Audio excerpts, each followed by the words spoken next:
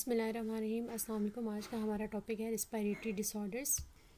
अच्छा, respiratory disorders वो disorders होते हैं जो कि आपके रिस्पायरेटरी सिस्टम को डिस्टर्ब करते हैं। ठीक है, यानी कोई भी इंसान है उसके रिस्पायरेटरी सिस्टम में यानी नोज़ से लेके एल्वोलाई तक कहीं भी मसला आता है तो वो रिस्पायरेटरी डिसऑर्डर्स में काउंट होता है। ठीक है, इसके एग्जांपल्स हैं asthma, bronchitis, emphysema, pneumonia and lung cancer. सबसे पहले देखते हैं अस्थमा को। इसको अब एज़मा भी पढ़ा जाता है। ठीक है, ये एक ऐसी कंडीशन है जिसमें हमारा जो एयरवेज है यानी हवा के गुज़रने का रास्ता जो कि क्या होगा, विंड पाइप, वो तंग हो जाता है और सूज जाता है, जिसकी वजह से ना सांस लेने में मुश्किल होती है। ज़ाहिर है एयर गुज़र नहीं पा रही तो फिर सांस लेने में क्या होता है, मुश्किल होती है और ऑक्सीजन की भी कमी हो जाती है लंग्स में। इसके सिम्टम्स क्या है, व्हीजिंग यानी कि आपके गले से सीटी की तरह आवाज़ निकलना। ठीक है, कफिंग मुसलसल खांसी रहना, शॉर्टनेस ऑफ ब्रेथ सांस लेने में मुश्किल, और चेस्ट टाइटनेस यानी आपके चेस्ट एरिया में टाइटनेस महसूस होना, पेन महसूस होना। ठीक है, इसके कॉजेज़ क्या है हमारे पास, डस्ट है, स्मोक है, एलर्जीज़ हैं एंड कोल्ड एयर है।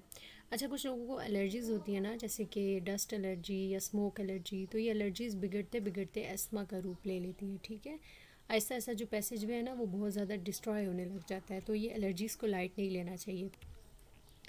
फिर आता है ब्रोंकाइटिस। नेम से ज़ाहिर है जो हमारे विंड पाइप का एरिया होता है ना, ब्रोंकाई, वो स्वेलन हो जाता है फॉर सम रीज़न, जिसकी वजह से क्या होता है कि हवा जो है वो पैसेज सही नहीं होता और सांस लेने में मुश्किल होती है। ठीक है, इसके सिम्टम्स क्या है, परसिस्टेंट कफ, ठीक है, यानी ना रुकने वाली खांसी, मुसलसल खांसी, म्यूकस की प्रोडक्शन, बलगम बनना, चेस्ट डिस्कम्फर्ट, चेस्ट में पेन होना या डिस्कम्फर्ट होना, इसके साथ साथ फीवर भी। ठीक है,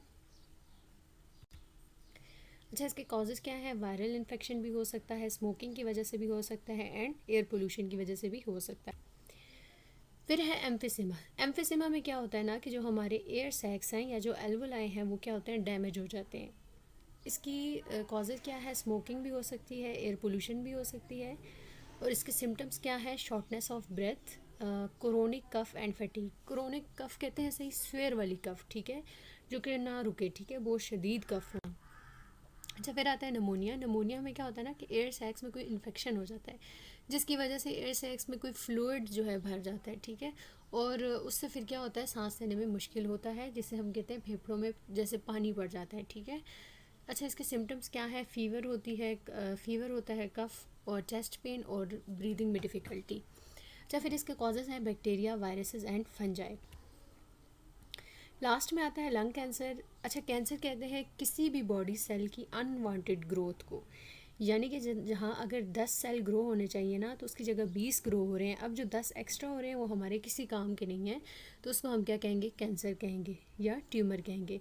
तो लंग कैंसर यानी लंग्स में अनवांटेड सेल की ग्रोथ को हम कहते हैं। ठीक है, इसके सिम्टम्स क्या है, परसिस्टेंट कफ है, चेस्ट पेन है, वेट लॉस है और कफिंग अप ब्लड है, यानी खांसी के साथ खून आना। ठीक है, अच्छा, लंग कैंसर का एक बड़ा रीज़न जो है वो स्मोकिंग भी है, क्योंकि स्मोक जो होता है ना, टोबैको, उसके अंदर 70+ कार्सिनोजेंस यानी कैंसर कॉजिंग एजेंट्स होते हैं। ठीक है, टार, बेंजीन, लिकोटीन, ये सारी चीज़ें उसमें होती हैं, जिसकी वजह से क्या होता है, कैंसर कॉज होता है।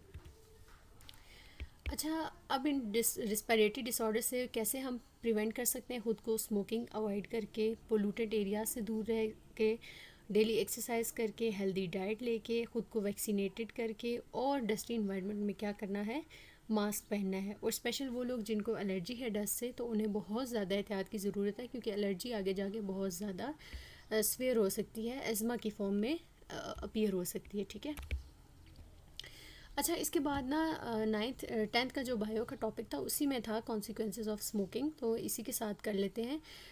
स्मोक के अंदर क्या होते हैं, कार्सिनोजेंस होते हैं, यानी कैंसर कॉजिंग सब्सटेंसेस होते हैं। ठीक है, सिगरेट के अंदर, जो कि क्या करते हैं, कैंसर कॉज करते हैं। इसमें से एक तार है, बेंजीन है, फॉर्मल्डिहाइड है, आर्सेनिक, ये सारे मेंशन है, और इनके जो है ना वो क्या कह सकते हैं हम, इफ़ेक्ट्स भी साथ मेंशन है। ठीक है,